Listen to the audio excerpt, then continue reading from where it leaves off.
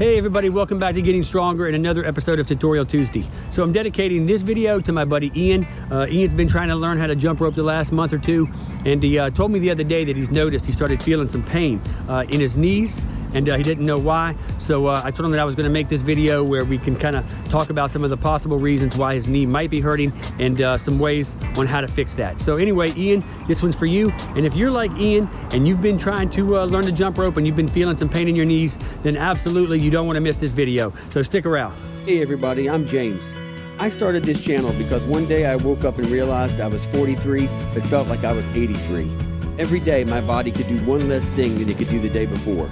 So if you're like me and you've had enough, then put on your shoes and welcome to Getting Stronger. Hey guys, welcome back to Getting Stronger. I'm so glad you stuck around for today's episode. So truth be told, there are times where being bad can be so much fun. Like when you steal that last bit of ice cream and you know your wife wants it, right?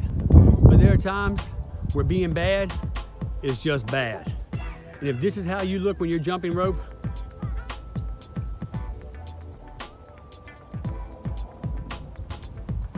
folks, that's just bad. And the problem with being bad in the world of jumping rope is it can only lead to two places: frustration. You stupid rope!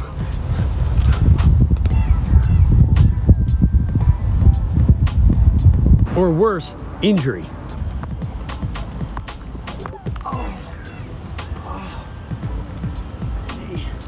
An injury, specifically knee injury, is what we want to talk about today from my friend Ian. There's basically three things that people do bad when they're jumping rope that cause knee pain. And those three things are: one, they're using bad form; two, they're jumping on a bad surface; or three, they're jumping in bad shoes. Now, for the sake of brevity, we're going to break all three of those up into their own tutorials. And today, we're going to just focus on bad form, how it affects the knee, and how to fix it.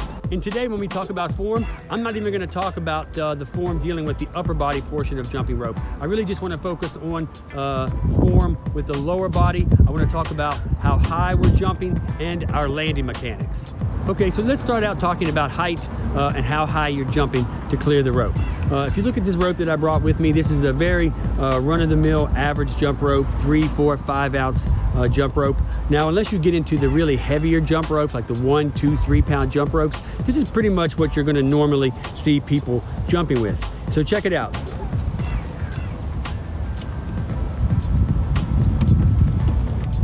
Now, I don't know if you can tell on camera, but this thing is not any thicker than an average iPad. But when people begin to jump rope, they typically are jumping much higher than that, sometimes almost up to a foot in the air when they start kicking their feet back. So this is how people normally look when they start learning how to jump rope. Now, as I'm sure you can tell, I'm jumping way too high. I'm kicking my feet back, and all of this is causing me to really hit the ground much harder than I really need to. So the goal is to try to stay low. It should look like this.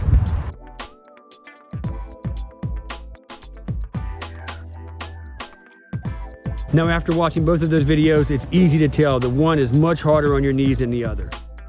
Now, as an example, when it comes to how high you're jumping, imagine if I was out here doing some drills with my mini hurdles and you walked along and you found me doing this.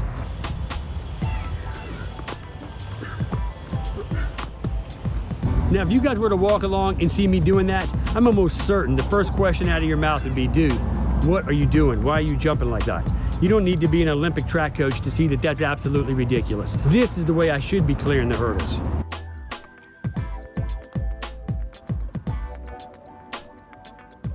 Now, it's obvious. The first time I'm jumping too high, I'm inefficient, I'm wasting energy, and every time my feet come down, they're banging on the ground. The second time, I'm only jumping as high as I need to, and I'm just kind of gliding over the hurdles. Much more efficient, much easier on my joints. And the same is true for jumping rope. Okay, so that covers height. Now let's talk about the second thing, which is your landing mechanics. When you're jumping rope, you should be taking off and landing on the balls of your feet. And the reason is actually fascinating. It goes to show you how amazing our bodies are designed. And the reason is that our calf muscles, the muscles that make up our calf, actually are designed to work like a shock in a car. It absorbs all of the bumps, all of the impact, right?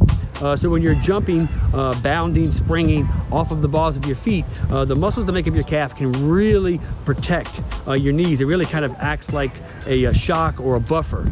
So all of that impact coming from the ground kind of dissipates, and it never really hits your knee. But when you're making the mistake of jumping flat-footed and your feet are just hitting the ground like this, then you're kind of disengaging that calf muscle suspension system that we have, and all of that impact is going right up the leg and into the knee. And so whenever you're jumping, you should not look like this.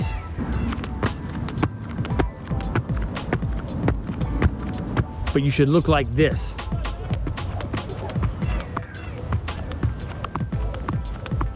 So when you jump rope, you want to get off of your heels, you want to get off of your flat feet, and you want to get up onto the balls of your feet. Anyway, that's it for this Tutorial Tuesday. I hope these 2 tips, staying low to the ground and making sure that you jump and land on the balls of your feet. I hope these 2 tips help you. If you like this video, make sure you give me a big thumbs up.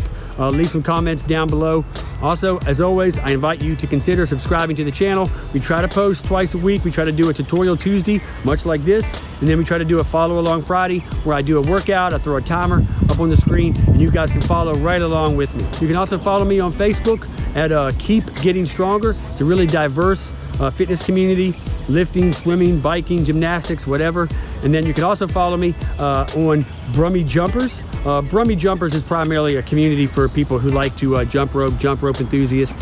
But either way, you can post questions, comments, videos, and I promise you, I will get back to you. So until next time, remember, as always, Psalms 139 tells us that each and every one of us were fearfully and wonderfully made, and we came from the hand of our Creator above.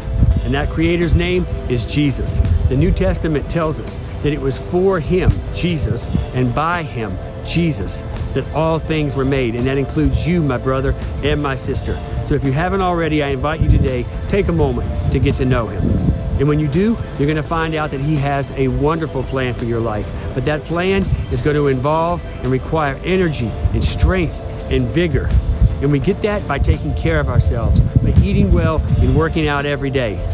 So for the rest of this day, whatever you eat, whatever you drink, and whatever you do, as always, just keep getting stronger. And I'll see you guys back for our next episode.